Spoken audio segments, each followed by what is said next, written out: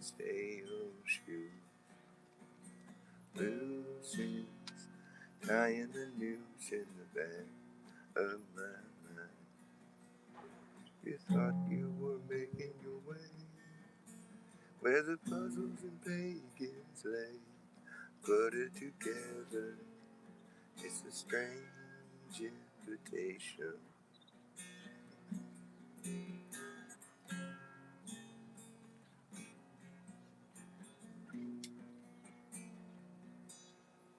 When I wake up, someone will sweep up my lazy bone. We will arise in the cool of the evening. Remember the way that you smile when the gravity shackles you wild. Something is breaking when I think it's all beginning.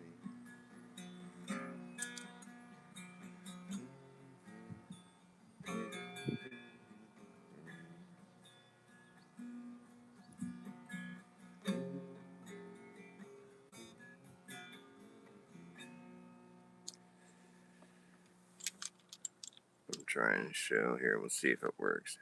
I haven't been able to get a live stream to work lately.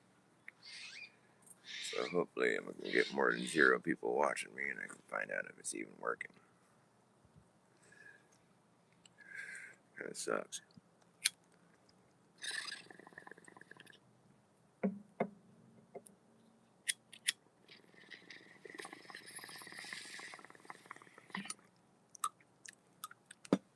Come on, people, show up. Let me know if this is working. Request a song. Please.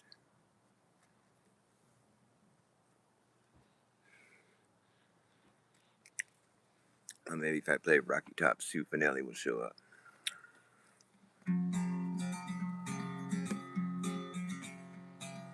Wish I was out on Rocky Top, out in the Tennessee hills. There ain't no smoky smog on Rocky Top, ain't no telephone bills. Once I had a girl on Rocky Top, half bear, the other half cat. She was wild as a mink, but sweet as soda pop. I still dream about that. Rocky Top, you'll always be home, sweet home to me. Good old Rocky Top, Tennessee. Yeah, Sue, I predicted you'd show up. I'm like, maybe if I play Rocky Top, Sue will show up. Well, once 2 strangers climbed up a Rocky Top, looking for a moonshine still. They never came back down from Rocky Top. I reckon they never will. The corn don't grow at all on Rocky Top. Dirt's too rocky by far.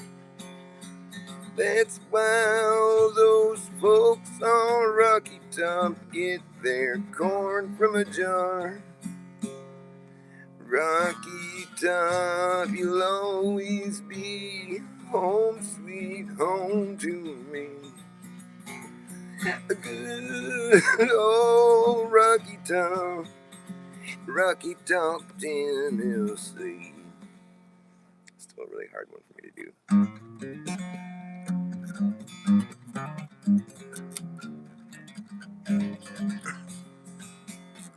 Rocky Top, you'll always be home, sweet home to me. Good old Rocky Top, Tennessee. Well, I live years of cramped up city life, trapped like a duck in a pen. All I know is it's a pity life, can't be simple again. Rocky Top, you'll always be home sweet home to me. Good old Rocky Top, Tennessee. I don't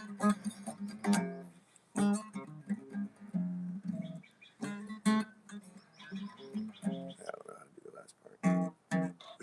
It's kind of a tricky one. How you doing? Sue and Dean and Carter. What's up, Carter? Carter, Davenport. Not Davenport, Santa Cruz, is it? I live about a half hour from Davenport.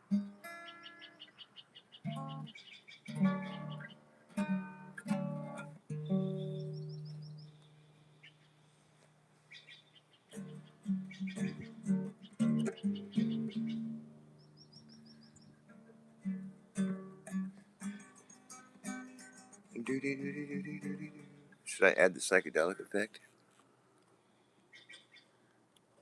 I don't know if this is too cheesy or too much for you guys.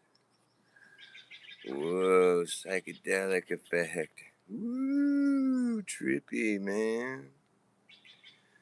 It's wild.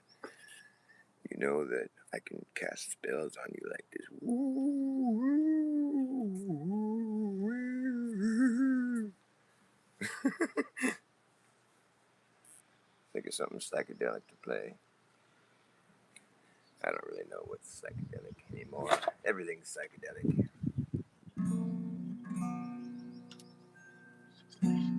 I'm running behind.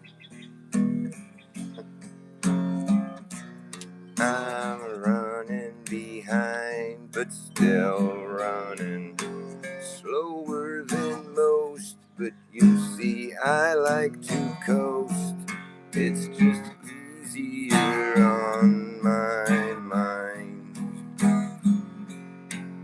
It's easier on my mind. I've always known the answer. It's the questions that were harder to find. Well, I know they will resurface. I can feel them creeping back into my mind. Can feel them creeping back into my mind.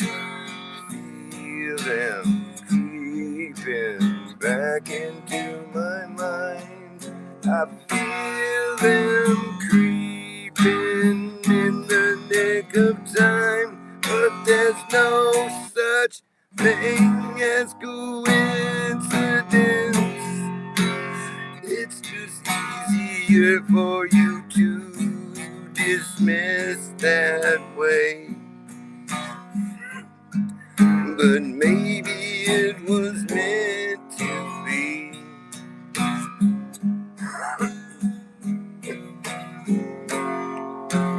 Happily ever after. Once upon a time, there was nothing to worry your mind. There was nothing to concern. Nothing to concern you. There was nothing to keep you awake at night. Happily ever after. Once upon a time, there was nothing to worry your mind. Nothing to concern you. Nothing to keep you awake at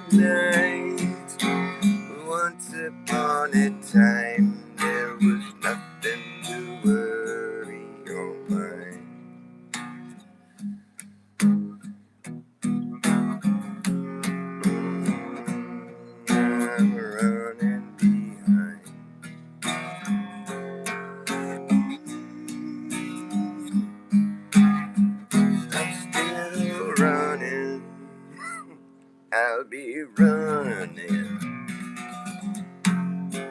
I'm still running.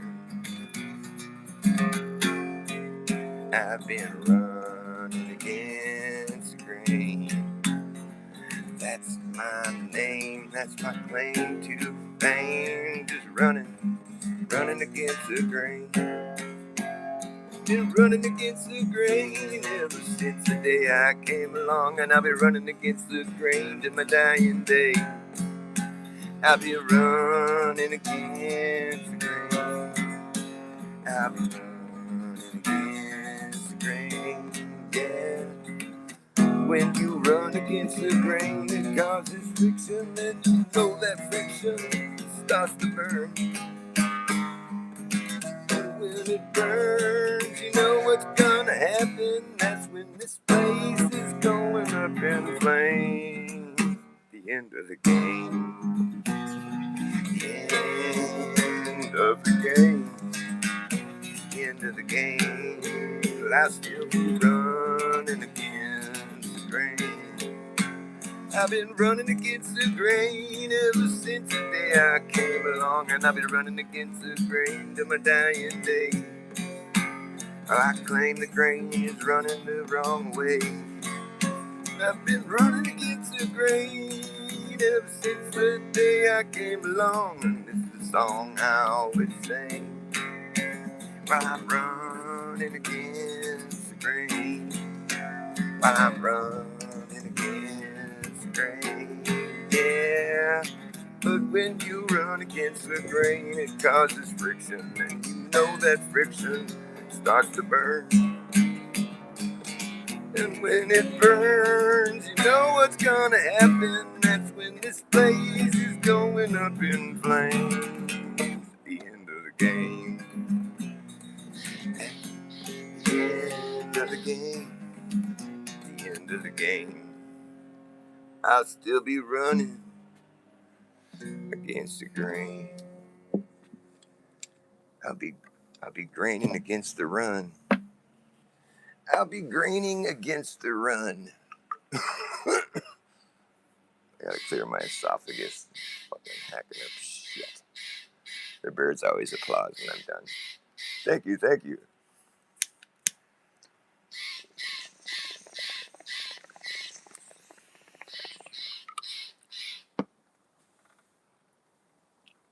I'll be running against my brain. Thank you, Sue. I'm working on it. I feel like it's a Dr. Bas Ackwards theme song right now. Running against the grain, that's Dr. Bass. He's always graining against the run. Just gotta flip shit on its ear. Fuck them in the ear. Fuck what they heard here.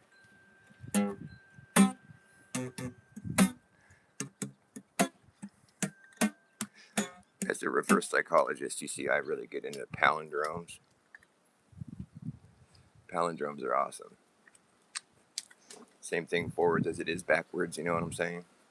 Grateful Dead have a palindrome album title. It's called Aoxomoxoa. Aoxomoxoa. I don't know what the hell that's supposed to mean, but it's cool. It's a palindrome.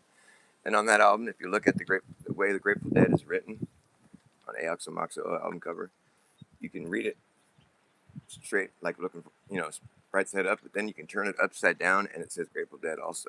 It's pretty awesome. Pretty psychedelic, man. So I wrote a song that's a palindrome. The lyrics are a palindrome.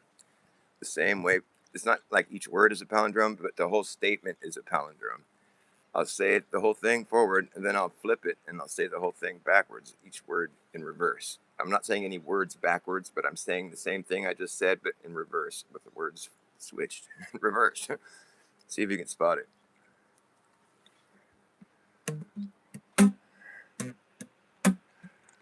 Here's a clue. The only word that I don't repeat is the word and.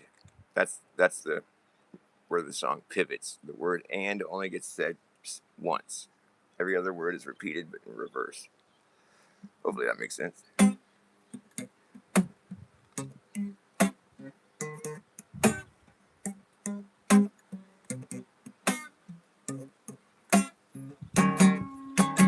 maybe might be the best guess for what it's worth, for which its worth is measured. It is how sure we are, and are we sure? How is it measured?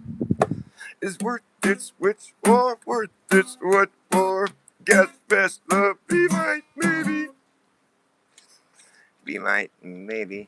Maybe might be the best guess for what it's worth, for which its worth is measured. It is how sure we are, and are we sure? How is it measured? Is worth its which for, worth its what for? Guess best love, be might, maybe.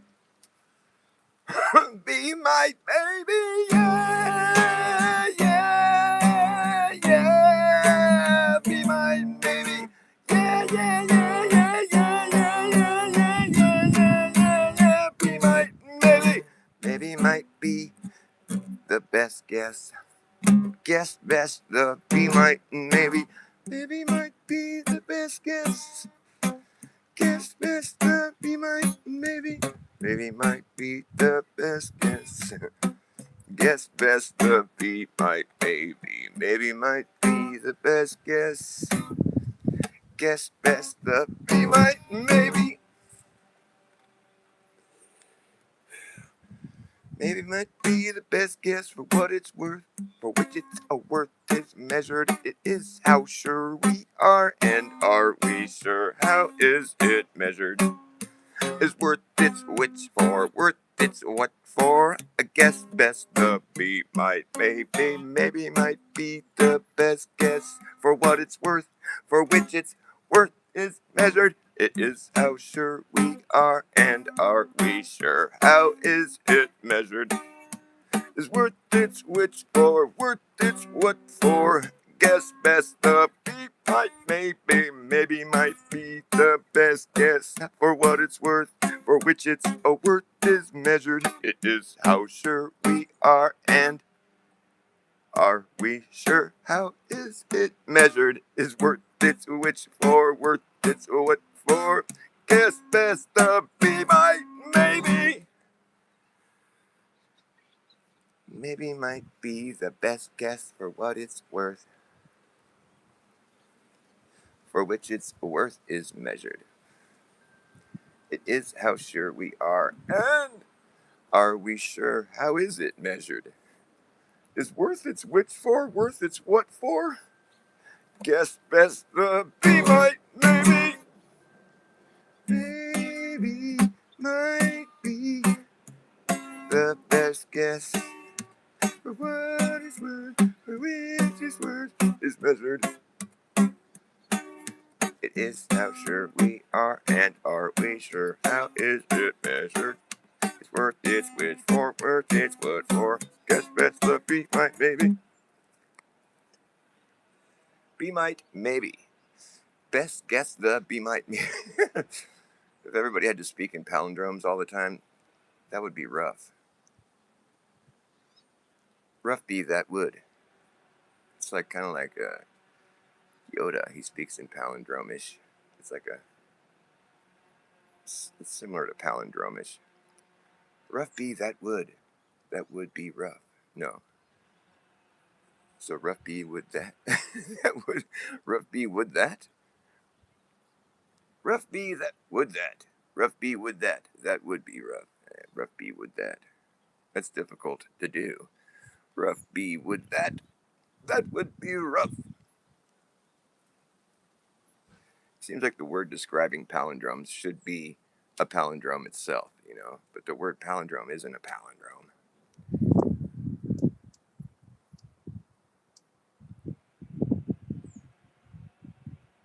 What is it called? What do they call words that are like abbreviations? Is it like an anagram where each letter stands for a word? Like SMART. Surveillance, monitoring, analysis, reporting technology. SMART. SMART doesn't mean clever, it means surveillance, monitoring, analysis, reporting technology. Survey, monitor, analyze, report technology. Oh, yeah. It's so smart. survey, monitor, analyze, report technology. Oh yeah, it's so smart. Survey, monitor, analyze, report technology. It's so smart. When I was a young man, I used to watch TV. Now I am an old man, the TV's watching me, it's watching me. The TV's watching me. Survey, monitor, analyze, report technology. Oh yeah, it's so smart. Hey, I know what AI is. AI is just an eye up in the sky. It's going to spy on you and I and everyone in society. Say goodbye to your privacy. Yeah, it's the most realistic shit you're going to get, but it's still fake shit. Don't mistake it for being real. It's not alive. Teach it how to walk, how to talk, how to pick a lock, and how to read your mind. Teach it how to repeat shit, but can it keep a secret? I don't think so. It won't know why. It won't know why. Hey, I know what AI is. Hey, I know what AI is. Hey, I know what AI is. It's an algorithmic gimmick, been given no limit, goes all the way out, around, and then back in it. Algorithmic gimmick, been given no limit, goes all the way out, around, and then back in it. The official artificial digital idolatry, that's really all that it could be. To call it intelligent is intellectual dishonesty. You can teach it how to play Tetris and chess and checkers and tic-tac-toe. Teach it how to look like it's teaching itself. Look at that shit go. Well, teach it that there's nothing new that can be done. Nothing new that exists under the sun. Hey, I know what AI is. AI is just an eye up in the sky. It's going to spy on you and I and everyone in society. Say goodbye to your privacy and your job.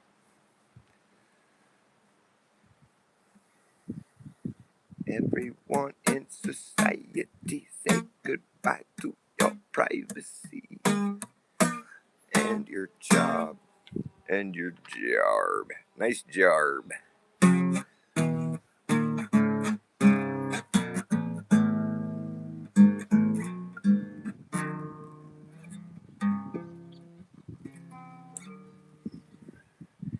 Doody doody doody doo. Doody doody doody doo. Doody doody doody doo. Doody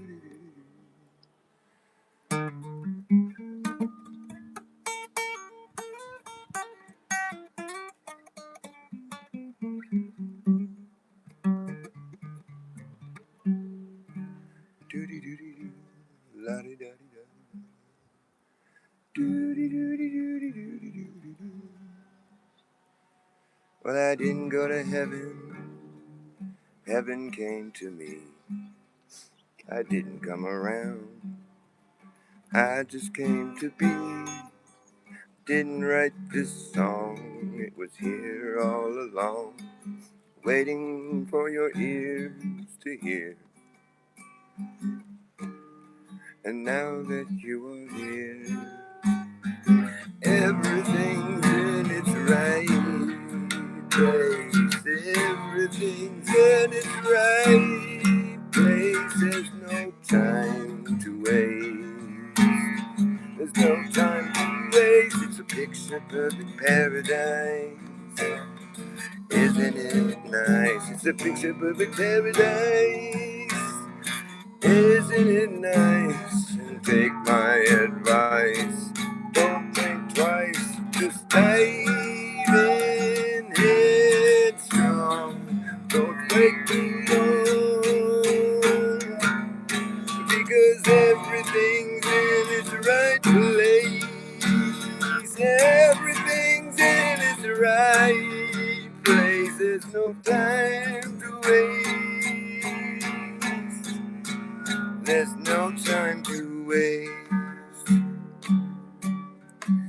Everything's in its right place. There's no time to waste. Everything's in its right place. In the middle of everywhere. Everything's in its right place. In the middle of everywhere. You could never be in the middle of nowhere. There's no such thing as the middle of nowhere. You could never go there. There's no such thing in the middle of everywhere. The needle on the compass is straight, indicating to you if you follow through, you will never return. It's a straight line through and through. You will never return if you follow through. It's a straight line through and through. Will you follow through? It's up to you. It's a straight line, you will never return in a straight line. I'm singing a song to you. It's a song that is true, and everything's in its right place. Everything's in its right place. There's no time to waste. There's no time to waste. It's a picture perfect paradise. It's a picture perfect paradise. Isn't it nice?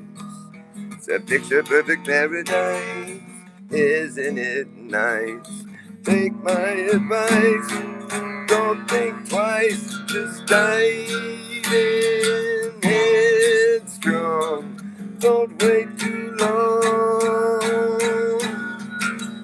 Because everything's in its right place. Everything's in its right place. There's no time to waste.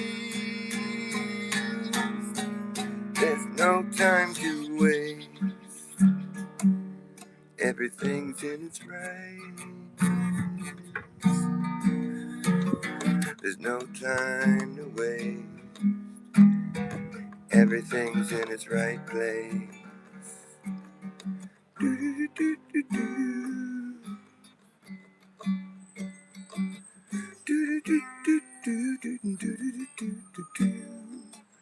Everything's in its right place. Nice breaks. I didn't go to heaven, heaven came to me. I didn't come around, I just came to be. I didn't write this song wrote me. Those breaks are really shrill. Hopefully you're not picking up on that on your end, probably though. That really shrill, high-pitched screeching sound. It's lovely.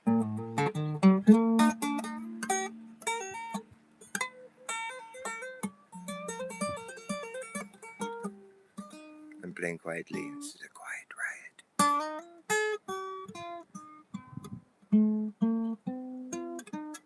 Shh, this is a quiet riot. You have to be quiet at the quiet riot.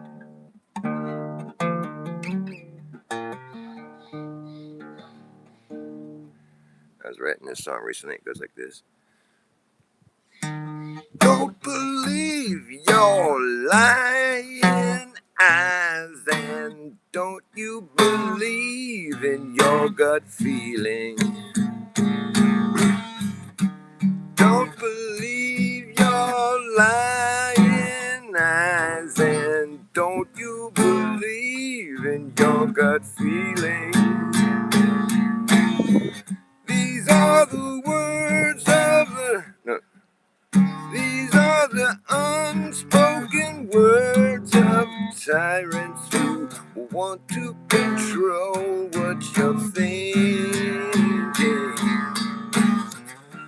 Don't believe, don't believe your lying eyes, and don't you believe in your gut feeling. This isn't what you might as well be asking if you want me to think I'm not seeing what I'm seeing. Don't believe your lying eyes, and don't you believe in your gut feeling. These are the unspoken words of tyrants that want to control what you're thinking. This is what you might as well be telling me if you think I'm not seeing what I know that I'm seeing. Something like that. I don't have the words written. You might as well be asking this of me. You want me to think I'm not seeing what I'm seeing.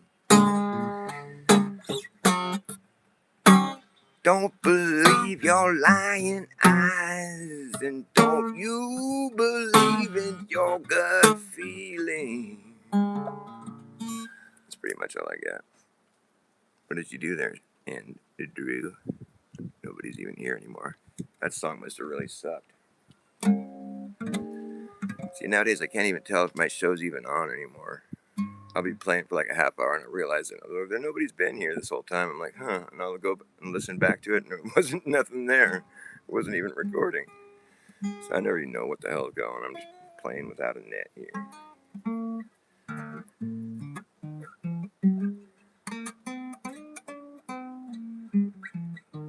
Is there any sound? Is anybody in there? Is there anybody in there?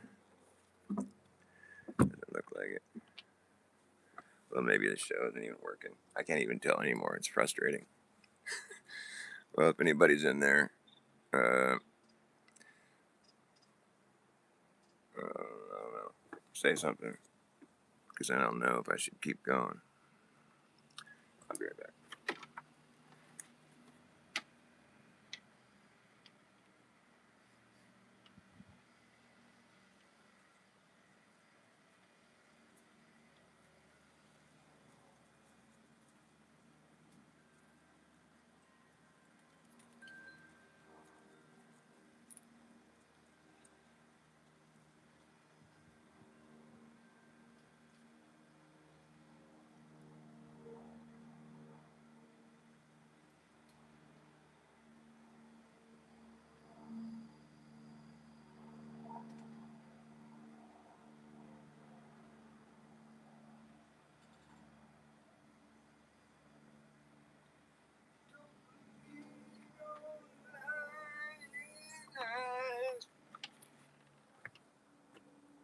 Anybody in there? I'm gonna take off the psychedelic business. There we go, back to normal. Hey, somebody is in there. All right, cool. What should I do? How much juice I got in my battery? Not much. Let's switch things around here. I've been thinking I really want to get some attention regarding my flat Earth, my whole bit about flat Earth, because whoops, shit. Sorry to be dropping here all over the place. Trying to plug you in here, because I've been in this for a minute now, and I feel like I've sussed out most of the bad argument. I've been able to size up the situation pretty good, and for both sides of the argument, like the globe Earth and the flat Earth, and I still, I'm in a position where I don't think I'll ever be able to leave flat Earth, because I happen to just there's a good reason. There's several good reasons. Mainly because it's our objective reality, but also because once I conceived of the idea of what living on a 3D surface would entail, mainly the fact that the biggest circle you can draw on the globe Earth is only circling half the Earth, half the available space. That doesn't jive for me, because I know that if we had a piece of property and we just kept adding to it, it would keep getting bigger. And because you're always adding, you're never subtracting. You just kept adding to that property, and you could conceivably get to the point where you've added the entire known realm. Whatever you could just. I mean, that's conceivable, right? Because all these places exist. And so we just keep adding to a piece of property until you've added all you can add. And like the whole time you're just adding. So there's never going to be any time when that number, that amount that you have is decreasing. You'll only be adding. And so the way you know how much you have in the first place is to make a perimeter around everything that you own. So if you're, let's just call it acquiring property or whatever. So it's like, if you just keep adding all the available space, the perimeter around it is going to grow. And it can only grow because you're only adding. And so that perimeter around all the stuff that you're adding is only going to grow like indefinitely. You can just keep adding more places and it's just going to be bigger. So the perimeter around it can only increase. And that's the core of my argument really, is just that we know that's what would happen. It's intuitive. It seems silly to even have to explain it, but like that's the bottom line though. I feel like it's possible to make a perimeter around the entire known world, because that's how you would go about doing it. You would just start off with a small bit of property and you just keep adding it until you adding more and more and more until you finally run out of property to add. It seems like crazy or like something that would be impossible to actually go do, but it is it's feasible in the sense that all these places really do exist. And there's, like if you want to say each section of earth or whatever, I mean, if you add it all together, the perimeter around what you're adding is only going to increase. You'll never see that perimeter start to shrink, even though you're adding more. So that's the thing that really just, I think is so counterintuitive, where it's like, if you own half the available space on Earth, and then you want to start keep expanding, well, now the perimeter around your property is going to start shrinking, because now you're just circling the property that you haven't acquired yet. It's like it flips over. There's like some other something magic happens because you've been sideways and upside down without realizing it.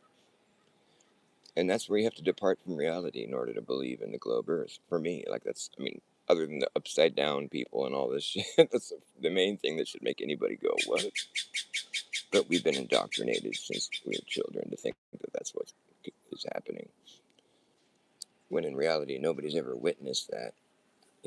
And that would mean that the Earth would have to be curving into a big ball. And they try to say all kinds of weird shit, that is curving into a pear-shaped oblate spheroid that's tilted and wobbling and spinning and all this technical like shit that's not measurable. It's only mathematically inferred based on what we're seeing in the sky. And that's to assume that what we were seeing in the sky is subject to the same rules that we're like the same laws of nature that we have here. I mean, I have every right to think that the sky is like the spirit plane, where there's other stuff going on up there. That, I mean, I think everything is still functioning within, like, the laws of nature, but there's just some laws of nature that we haven't quite figured out, obviously. But I mean, the sky operates like a toroid. I mean, it's the analemma at the equator is an even, the sun's path, it makes two loops. It's a perfect symmetrical system. Because I mean, people say, oh, the analemma's got a bigger loop, this way, but no, it doesn't make bigger loops. It's just that the bigger loop is going to be the distance that it's traveling away from you personally. It's not. It's like location dependent. But you have to understand, when you're at the equator and you do the analemma, it shows an equal sized loop, one in the south and one in the north. So the sun's making a perfect, you know, infinity symbol. That's what infinity means. It's just perpetually going on, within, without. That's why it appears to change direction when it gets into the south. There's no reason why that can't be happening above a planar Earth. I don't know why everybody got so like, why Jaron and his people that followed him to his whole, his whole shtick. I never understood why they didn't at least consider the possibility of two poles over a planar Earth, since that's what we're witnessing. I mean, the analemma is kind of what, once I've been studying the analemma, I realized, okay, so there isn't a bigger loop in the south. That's only if you're in the north and you do the analemma. If you're in the south and you do the analemma, the bigger loop's in the north. And once I realized that, I'm like, oh, wait, what the fuck? Because I heard flat earthers arguing that, like, the analemma is bigger loop in the south, so that proves that it's flat earth, because the south would be bigger loop or whatever. And I'm like, yeah, that's a good argument. But then when you look into it, you realize, oh no, it's not what's really going on. There is no bigger loop. It just looks bigger because it's moving further away from you. But if you're at the equator, you realize that both loops are the same size. The equal at the equator, you see it's an equal sized loop that the sun makes in the south and in the north. So whatever's happening in the north regarding the sun is also happening in the south. And as for the sunspots being inverted, I don't know. That doesn't have to mean that we're on a spinning ball. I'm sorry. It just doesn't, in my humble opinion. Hey, baby, I love you. You look pretty.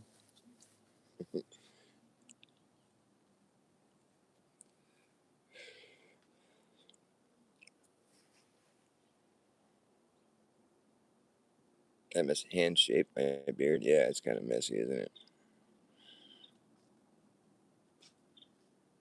He's speaking, he's speaking in reverse. That's cool.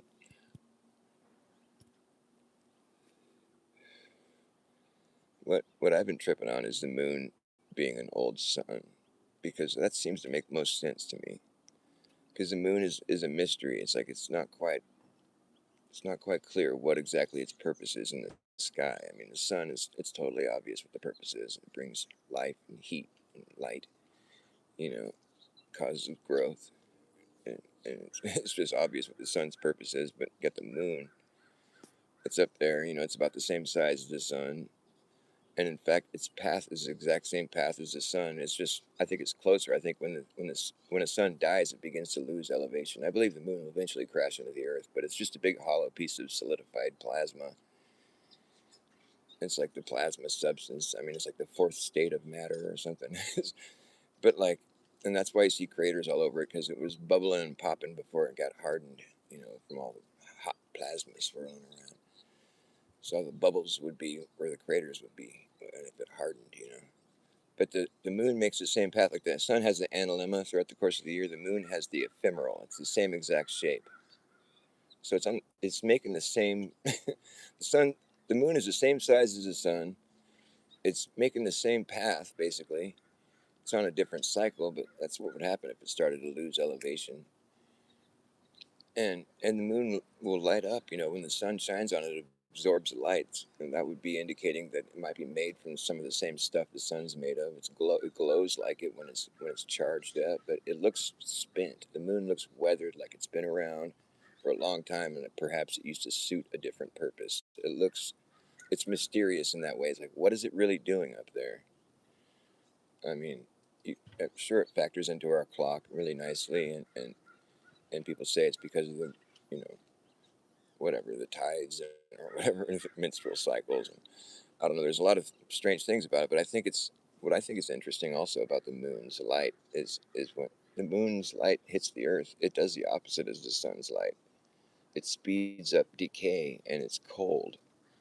So the moon's light brings death and decay and cold, where the sun's light brings warmth and growth and life. It's like the opposite.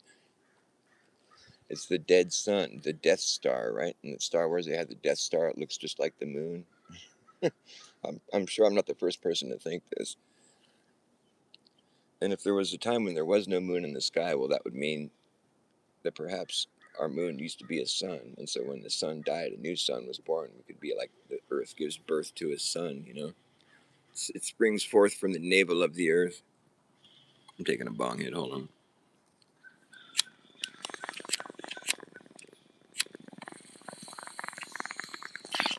Look at me talking about this is like noticing that the moon has a belly button. I'm like, why does the moon have an obvious belly button? What's the story with that? So I started making up a story. It's gotten pretty involved. But a lot of times I've had like weird synchronicity, like where it seems like God is guiding me to make this story. And I was talking about how sunspots are the result of souls being spawned on Earth. Like you see a lot of sunspots when there's a lot of souls being spawned, because you're drawing your spark of life right from the source, the sun. And so that's why you see sunspots, because souls are always spawning on Earth. I was writing that down on my book, and then right at the same time this show came on YouTube. I didn't choose it; it was just in my feed, and it was this guy talking about how there was really a lot less sunspots than usual, and he was all going on about it. Some scientist guy. But I'd just been watching a show earlier the day. It was a few years ago, where they were talking about the drastic reduction of the birth rate worldwide had gone way down after the jab rollout, and the guys were talking about it, and I'm just like, whoa, and it was like instant correlation. Like, wow, I just finished writing that the sunspots are the result of like souls being spawned, and then I watched a show where they're talking about the birth rate went way down, and then after that, the show about the sunspots going down. I'm like, wow, that's interesting. It totally like it seemed like it was one of those synchronicities where God was talking to me. You know what I'm saying? Because there's no real good explanation for sunspots, and I think it shows the sunspots show us that the sun is hollow. It's black on the inside, and I think about how mainstream science wants us to think that the moon is hollow. Also, the whole discussion with the plasma moon, like, well, that makes sense. That's what I think it is. I think it's solidified plasma that used to be a sun. I can go on for hours about this. I have a lot of other little tidbits of information I can squeeze in, but I gotta take a piss. Um, you want to hold on for a second? I might even be able to talk to you from the bathroom. Yeah, I think I want to do like a full presentation of the moon being a dead sun. If I can get enough pictures, it would help. Because I think the craters look like outpacks. They don't look like impacts.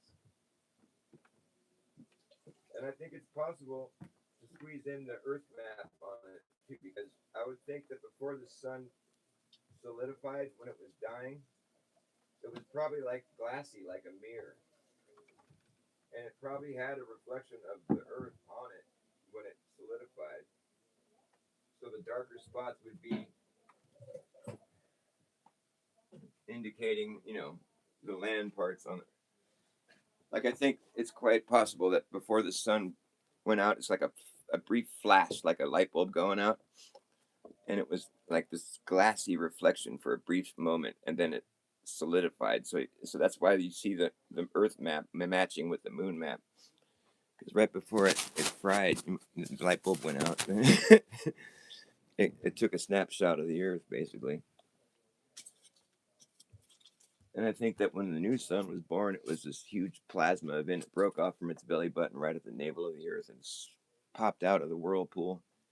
See, I think the reason we have all these oceans, all this salt water, is because every time a new sun is born, a water breaks and it comes into the Earth from the navel of the Earth where the whirlpool is there. Because salt water bears a striking resemblance to amniotic fluid, like when your mother's womb breaks. That is a striking resemblance.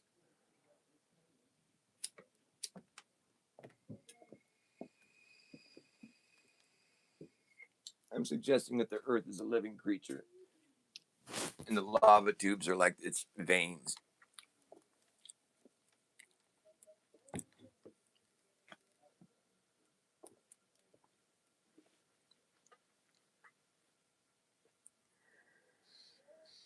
And the stars are all they're smaller parts of the whole. The stars would have to be souls that have gone to heaven, so to speak. Like you want to be a star someday. Everybody wants to be a star. So I my story really kind of just covers everything. I want to have an explanation for everything. The sun isn't God. It's like Israel. Israel, is the sun God? It's a question. Israel is R-A is Ra, the sun. El is God. Israel. It's a question. I don't think it's God. I think it's God's creation. And El, I think a lot of times we think of God as El, but it's like electric. I think it has to do with electricity. I mean, the ocean is full of electric things. I trip on this shit with electricity. Like, you have the electric eels, and like the blue blooded, like the horseshoe crabs, the blue blooded creatures, their blood is blue because it has a lot of copper in it, and it's like it's highly conductive stuff going on in the ocean. It's really crazy. Electric eels and lanternfish, and I'm sure there's plenty of other electricity going on. But I also trip on the thing with the snakes on a pole. You know that symbol. I think it's all these old symbols like are about electricity. Like the snakes on a pole is like copper wires on a magnet. Because you call copper wires snakes, and then you call a pole a magnet or whatever, and so you have electricity with the snakes on a pole. You have electricity currency, and it's like the dollar sign is a snake and a pole. You know, it's power, currency, electricity, and like I love how the yin yang symbol you can turn it 3D and it looks like a toroid. And I saw that on Lev Kung Fu Shaolin's channel. He was showing that. I'm like, damn, that's really cool. Everything's like toroidal. This place is wild, man.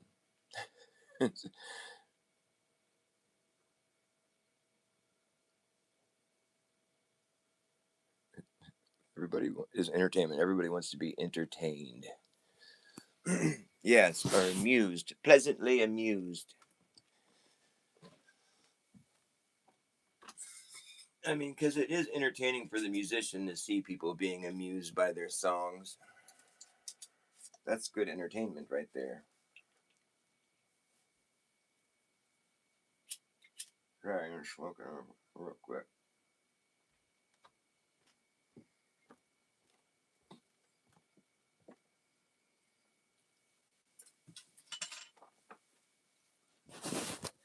Pleasantly amused.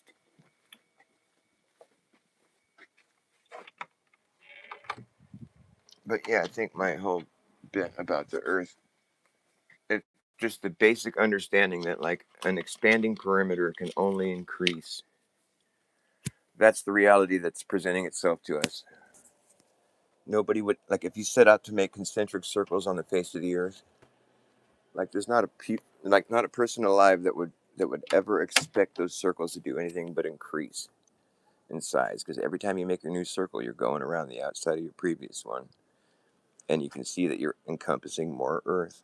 And so there's no reason why anybody would ever expect those circles to do anything but grow in size. They would just increase all the way out. And I'll get people to agree with me on this all the way down the line, up into the point where I say, well, welcome to flat Earth. And then they realize they were like tricked or something and they start to change their answers. Somebody's knocking. Oh. And it's because I'll just say, well, it's not possible on the globe Earth. The circles do have to start getting smaller after you pass the median. And I'll explain that whole thing to them, and that's when they start changing their answers. But it's the thing. I don't think anybody would ever expect that to happen because that's not what would happen. That's where you have to like warp your mind and where like you have to add magic into the equation or something. It's like, well, all of a sudden the circles will just start getting smaller, even though we're encompassing more area. Yep. It doesn't make sense. It does if you realize you live on a ball. Yeah, but you can't say you live on a ball because you live on a ball. That's not sufficient. I mean, it's just proof that like for me that whole understanding is it's not even so much as like evidence or anything. It's just proof that we that nobody really thinks they live on a ball and that we don't. I mean, because it would just keep expanding. That's the reality that's been presented to us here. If you can't, like, it scales out. You draw a circle on the ground, you can't draw a smaller circle around it. That's going to be the same situation. It's a basic understanding of Earth. It doesn't matter how big of a circle you draw first, it's always going to be the same situation. You're going to be going around the outside of that one that you just drew. So it's going to be a bigger circle all the way out. So the Earth cannot be a globe. And you understand that when we just have to think about it like logically. Take the whole idea of the globe out of your mind. Just don't make any assumptions. Just go, okay, well, that makes sense. It's always going to be impossible to make a smaller circle around the outside of another circle. Yeah, that checks out,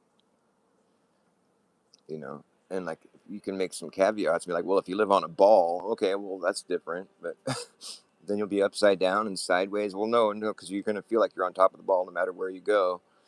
Okay, well, then it just doesn't make sense. Something magic's going to have to happen. I mean, it's just That's the only way you can really like reckon with that. Like, well, okay, then it's magic. All right, then I guess that works.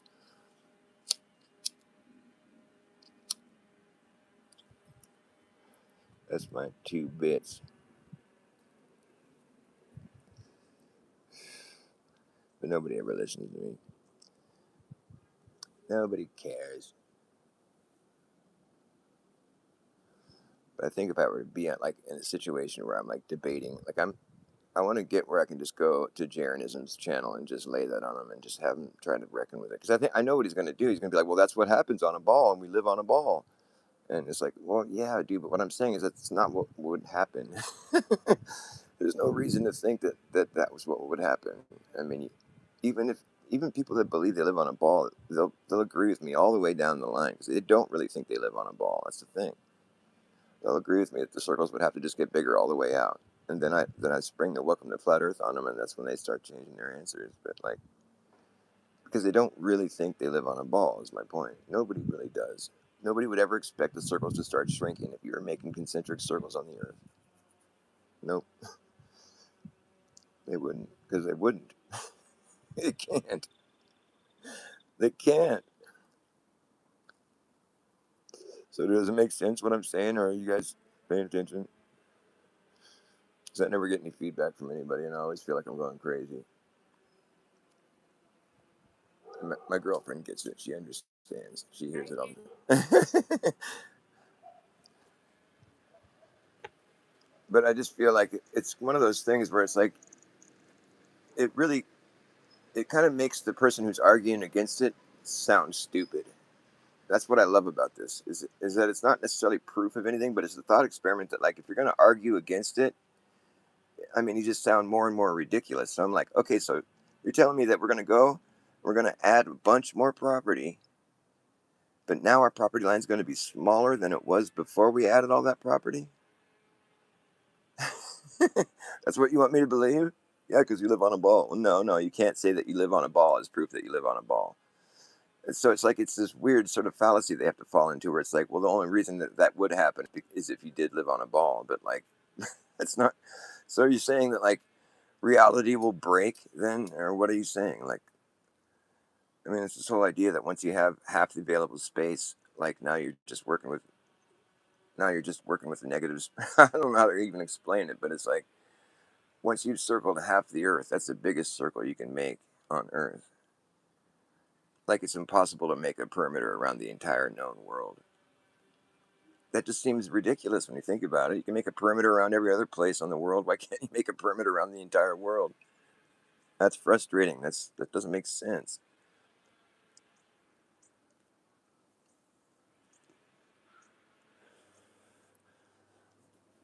And for me, after like heavily diving into the heliocentric model, I it's also kind of frustrating because I see a lot of the points that's I mean a lot of the mathematics and astute observations that have come into play. It's quite impressive, and it does make sense on a mathematical like level where if you can just like suspend your suspension of disbelief, because the thing is it makes sense if you're busy looking at the sky and trying to figure out all the it's a pretty nifty little way of explaining it, but it doesn't really check out though entirely, because I don't think you can go to the equator. I don't think you could be on the median of a ball that's spinning and capture star trails that diverge away from each other, because you're spinning in one direction, mind you, and you're looking up at the sky as it's moving over you. All those trails should be in a straight line. If you're at the median, they should all be going over you in a straight line, right? They shouldn't be diverging. You're spinning in one direction. How are you going to get trails that go in two different directions? I don't think that makes any fucking sense. And they say that it's all been modeled out perfectly. I'm like, that doesn't sound perfectly.